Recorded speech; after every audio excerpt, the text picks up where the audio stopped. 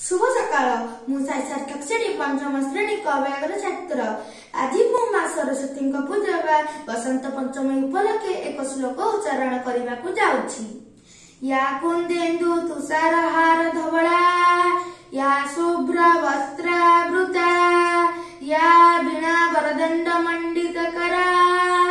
या श्वेत पद्मासना या ब्रह्माच्युत शंकर प्रभृतिभिः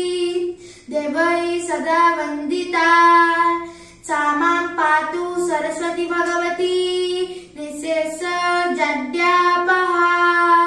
कज्जल पूरित लोचन धारे स्तन जुग शोभित मुकुटहारे वीणा पुस्तक रंजित हस्ते भगवती भारती देवी नमस्ते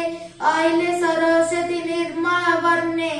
रत्न विभूषित कुंडल कर्णे गळरे गजमोती मुकुटहार दियमा